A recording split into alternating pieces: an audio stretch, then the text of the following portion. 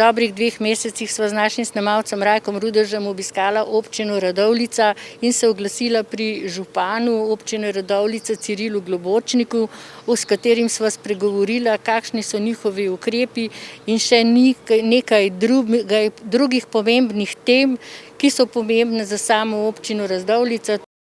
Kakšne ukrepe ste sprejeli v času karantene v občini Radovljica?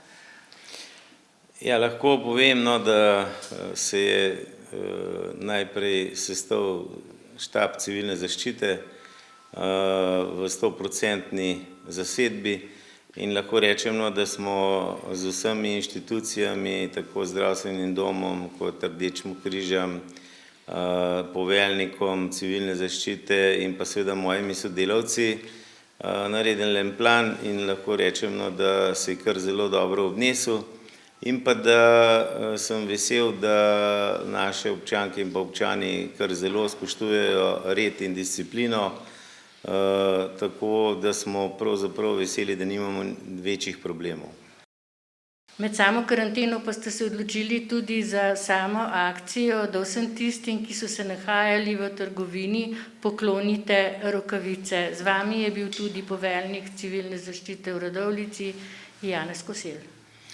Ja, predvsem naj povem, da smo to akcijo naredili za vse trgovine v celi občini in da je bila zelo dobro sprejeta. Osnovni namen pa ni bil, da smo poklonili rokavice, ampak osnovni namen je bil, da smo z našimi prostovoljci ozaveščali ljudi, kako ravnati pri vstopu v trgovine in potem tudi pri izstopu.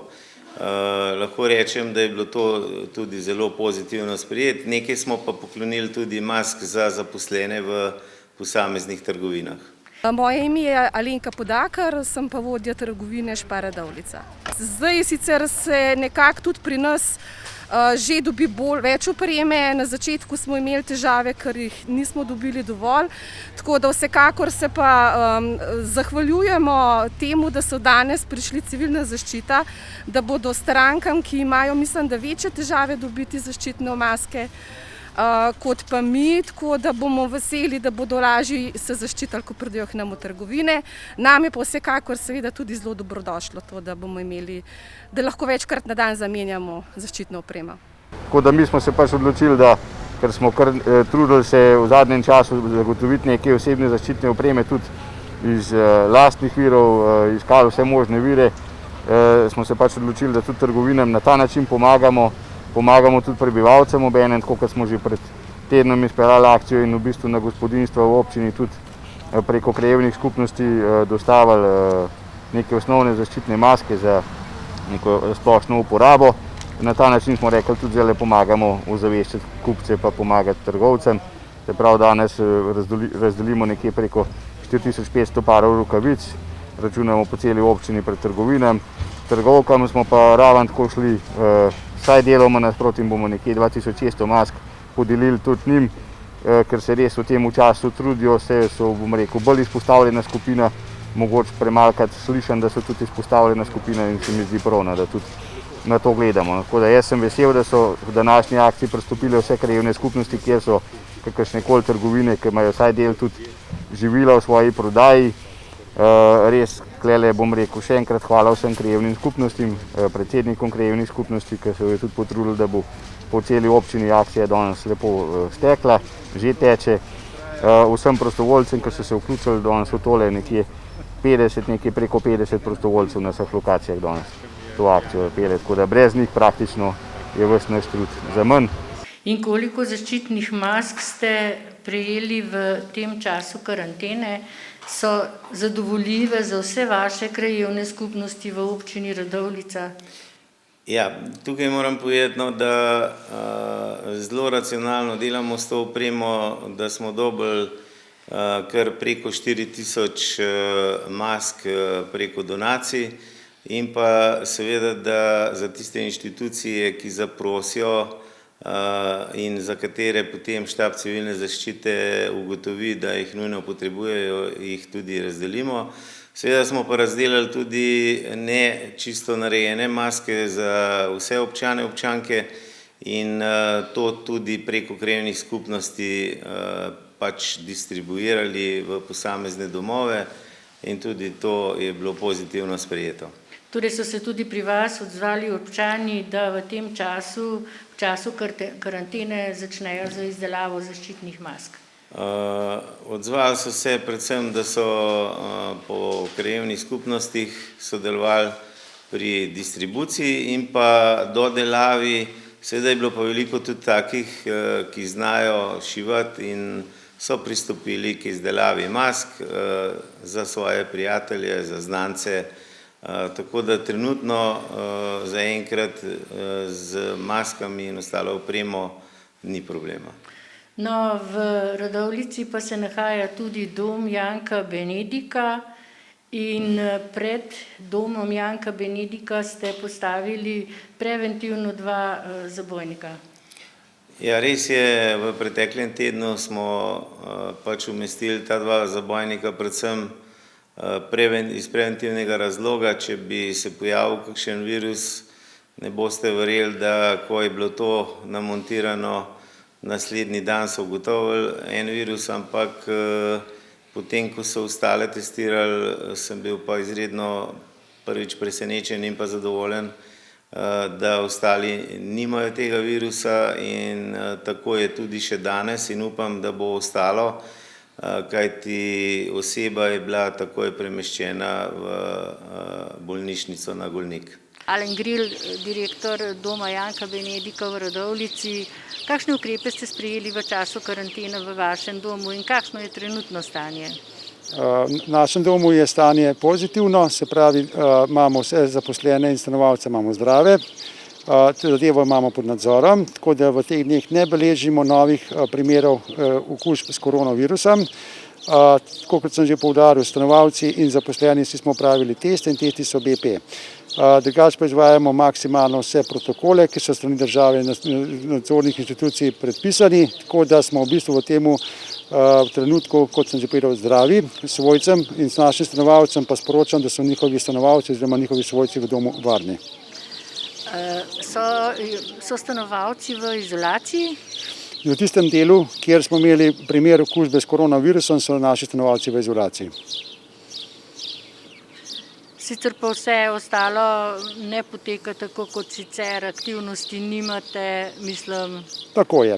Naše aktivnosti so prilagojene izvajanju protokolov, to pomeni, da z našimi stanovalci delamo individualno, se pravi delovni terapevti, fizioterapevti, animatorji, varuhi delajo z njimi aktivnosti na dnevni osnovi, na dnevni bazi, se pravi z individualnim pristopom po oddelkih. Tako da stanovalci se družijo med sabo po oddelkih v skupnih prostorih. In tudi temu prilagojene so ostale aktivnosti, tako da naše aktivnosti vsak dan objavljamo na 17 uri na Facebook strani.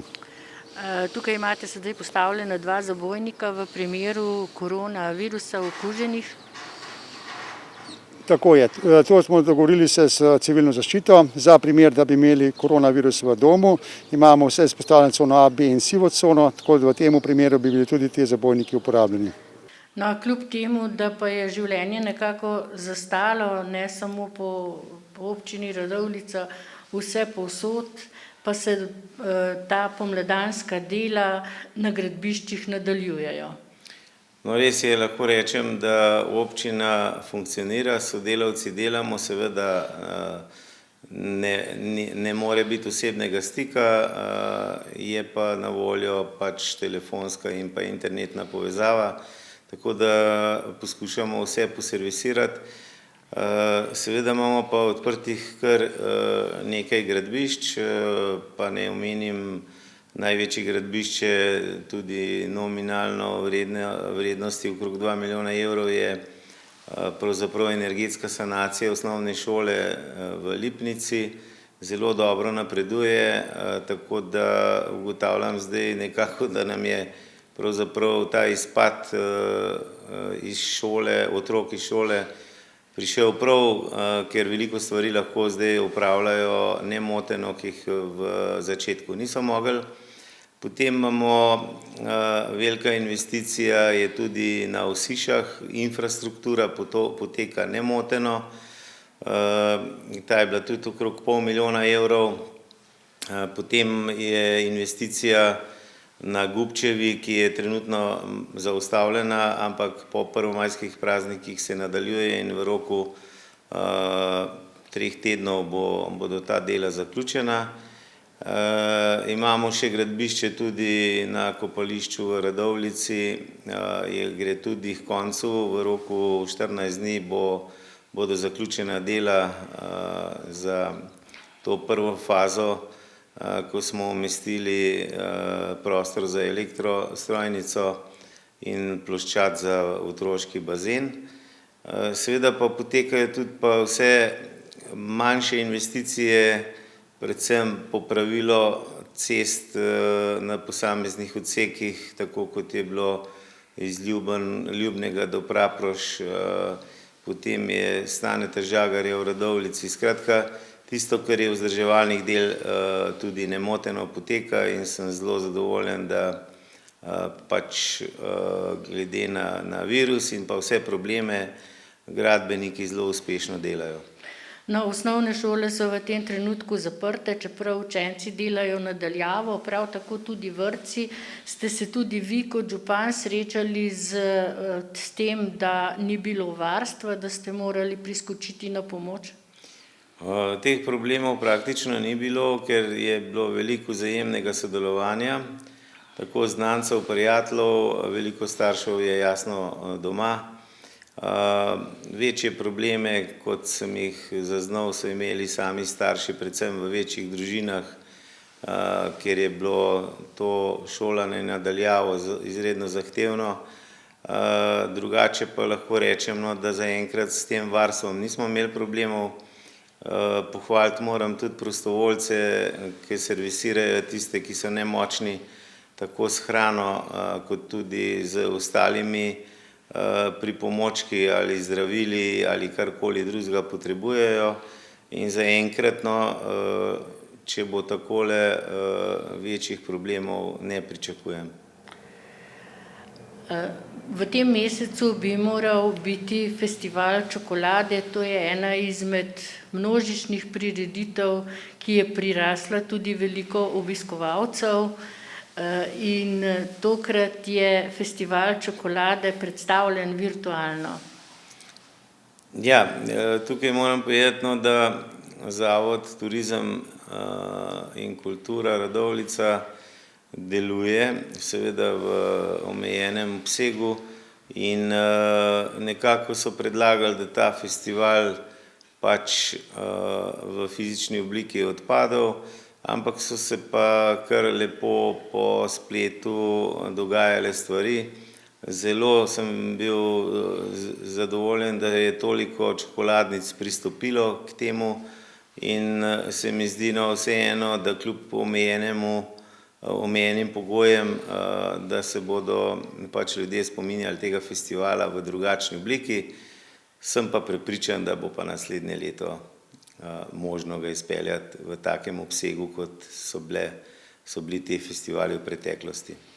Vsi smo bili v pričakovanju, da bo ponovno festival čokolade, žal pa je koronavirus vse preprečil, vendar pa ste se letos odločili za virtualni festival. Za kakšen festival to gre? Ja, res je. Na začetku smo seveda že vse pripravili za festival čokolade, potem smo ga žal mogli odpovedati. Odpovedali smo ga kar precej zgodaj, ker v bistvu na tem festivalu povezujemo majhne proizvajalce čokolade in ti potrebujejo kar nekaj časa, da se pripravijo na naš festival. No, potem smo nekako sprejeli to situacijo, ampak je prišel predlog strani čokoladnic, da bi vseeno organizirali virtualni festival čokolade. No, na začetku smo bili mogoče do tega predloga ne ravno naklonjeni, če lahko rečem, ker si niti sami kot organizatorji nismo predstavljali, kakšen festival bi to bil. No, ampak zdaj, v petek smo že začeli z našim festivalom, trajal bo zdaj 1 teden ta virtualni festival, ampak smo ugotovili, da je to po eni strani dobra odločitev. Prav zato, ker obiskovalci sicer ne morejo degustirati tako kot nekoč na samem festivalu, ampak celotno prizorišče seli na splet, tako da obiskovalci lahko naročijo čokoladne izdelke. V v to našo spletno prodajo smo vključili 9 čokoladnic. To so tiste, ki imajo tudi sicer možno prodajo na spletu, ker le tako lahko izpeljamo ta festival virtualni. Tako da obiskovalci si lahko na naši spletni strani ogledajo ponudbo, mi rečemo temu virtualne stojnice, in potem nakupujejo preko spleta direktno pri čokoladnici, kjer so jim pač izdelki všeč ali pa si jih zaželijo. In kakšen je obisk? V bistvu nas je obisk res presenetil. Očitno so se ljudje v tem času navadili, da kupujejo izdelke po internetu, tako da mislim, da tudi v prihodnje bo ta virtualni festival del tudi navadnega festivala. Tako da, ja, mi smo veseli, prav tako čokolatjerji, tako da upamo, da bo to vsaj en približek našemu festivalu. Ali pred samim festivalom pa je potekalo ocenjevanje? Ja, res je. Letos smo se odločili za 2 kategoriji, in sicer za najboljši pralin in za najboljšo tablico čokolade. No, letos nam je pri ocenjevanju pomagal Jozef Coter, zelo znan čokolatjer iz avstrijske Štajerske. In izpeljali smo to ocenjevanje in v obeh kategorijah je letos zmagala čokoladnica Tramontana iz našega Primorja. Torej iz Izole. Tako je, iz Izole, ja. Hvala lepa. Hvala. Lep pozdrav, Božena Kolman-Finžgar, direktorica knjižnice Antona Tomaža Linharta v Radovljici. Kako deluje knjižnica Antona Tomaža Linharta v času koronavirusa? Najprej dober dan in prav lepo pozdravljeni izpred naše knjižnice.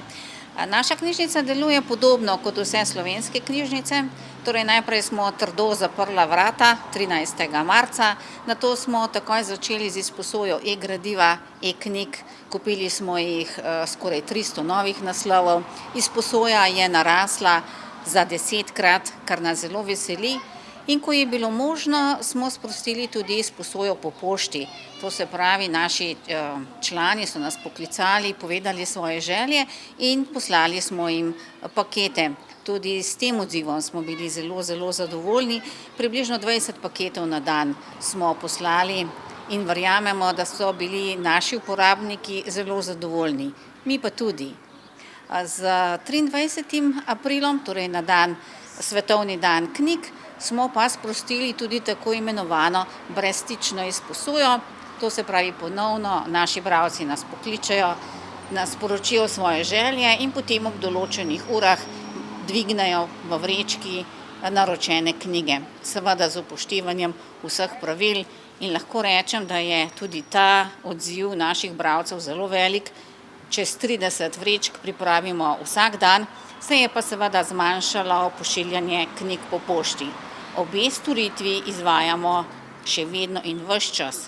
Ker še nimamo natančnih navodil NIJZ-ja, knjig še ne sprejemamo, torej vračilo ni možno, ampak predvidevam, da po prvomajskih praznikih bo več znanega in bo možno tudi to. Knjige si lahko izposodijo oziroma jih pošiljate samo vašim članom in ni omejitve, kdaj jih morajo vrniti. Tako je, pošiljamo jih članom. Roka vračila ni, ker ne vemo, kdaj bomo odprti, pa tudi, ko bomo končno lahko odprli svoja vrata, bomo podaljšali rok vračila vsaj za 14 dni, tako da bodo vsi naši bralci lahko prišli v knjižnico, da ne bo prevelike gneče takoj na začetku. Ves čas, odkar smo zaprti, pa do tistega datuma, ki ga bomo sporočili, pa seveda zamudnina ne teče, torej ne nastajajo nobene nove obveznosti in mislim, da je tako edino prav. Vsak torek zvečer imate tako rekoč torkove večere, že razmišljate, kako bo sedaj to v nadaljevanju? Glede na odredbe o prepovedi zbiranja večjih skupin, domnevamo, da prireditev, ne samo torkovih večerov, ampak tudi katerihkoli prireditev za odrasle, za otroke, še ne bo dovoljeno imeti. Domnevamo ali upamo, da se bo stanje normaliziralo do jeseni, da bo takrat točno znano, kaj in kako, in začnemo z novo sezono z velikim zagonom. Koliko bomo uspeli nadomestiti, ne vemo, ampak vsi komaj čakamo če lahko uporabim ta izraz, na normalno poslovanje knjižnic. To se pravi tudi v tem smislu, da bodo knjižnice odigrale svojo socialno funkcijo srečevanja ljudi, torej dnevne sobe mesta, kraj, kjer se ljudje družijo, pogovarjajo in v našem primeru seveda še popijajo čaj, kavo, preberajo dnevno časopisje. Komaj čakamo. Hvala lepa. Hvala tudi vam in seveda knjižnice smo na nek način odprte, vabljeni. No, Vlada Republike Slovenije je sprejela številne ukrepe za zajezitev koronavirusa, med drugim tudi zaprta so otroška igrišča, vendar pa nekaj dni nazaj je sedaj možno igrati namizni tenis in pa golf, ki ga imate tudi v Radovljici. Ja, zdaj moram lepo povedati, da po naravi sem športnik in kar trpim, da ne moramo ponuditi mladini in pa vsem ostalim naših športnih objektov. Počasi bomo sproščali te športne objekte, ker imamo navodila od vlade in pa od posameznih športnih panog. In seveda najprej so sprostili tenis in golf, to nekako funkcionira. V nadaljevanju bodo prvi atleti z atletskim štadionom v Radovljici. Po 1. maju pa po prvomajskih praznikih pa pričakujem, da bo še več sprostitev, seveda pod posebnimi omejenimi pogoji in to bomo tudi spoštovali in nadzirali. Vkolikor ne bo spoštovanja teh pravil, bom takoj ukrepal in onemogočil druženje na vseh športnih objektih. Kako razmišljate o ostalih prireditvah letos v občini Radovljica, kot je festival Radovljica, ki je ena večjih prireditev sicer v mesecu avgustu, tudi občinska proslava. Občina Radovljica je tudi ena izmed občin, ki ima 2 občinska praznika in prav v začetku meseca avgusta obeležujete spominski dan in tudi slovesnost na Vodiški planini. Če sem čisto pošten, je kar, bom rekel, do teh praznikov še veliko število dni. Seveda bomo spoštovali navodila vlade. Jaz sem prepričan, da v omejenem obsegu prireditve bodo, seveda pa ne morem pa reči, v kakšni obliki. Mi se bomo potrudili, da teh prireditev čim več bo. Vkolikor ne, jih bomo pa preložili na jesenski oziroma zimski čas, seveda spet v omejenem obsegu. No, občinska seja bi morala biti 25. marca, takrat jo ni bilo in kdaj predvidevate zdaj naslednjo sejo, seveda po sprostitvi ukrepov verjetno, ali imate tudi kakšno dopisno? Zdaj sigurno bo seja 20. maja, verjetno bo morala biti dvodnevna zaradi tega, ker imamo veliko število točk, ki jih nismo mogli realizirati, ampak sem prepričan, da bomo našli možnost, da bomo v fizični obliki izpeljali to sejo. Se mi zdi, da je zelo pomembno, da se lahko potem na sami seji tudi o točkah debatira in potem sprejme najboljše možne ukrepe. Zahvaljujem se vam za tale pogovor, za vaš čas, ostanimo zdravi in se vidimo. Hvala lepa.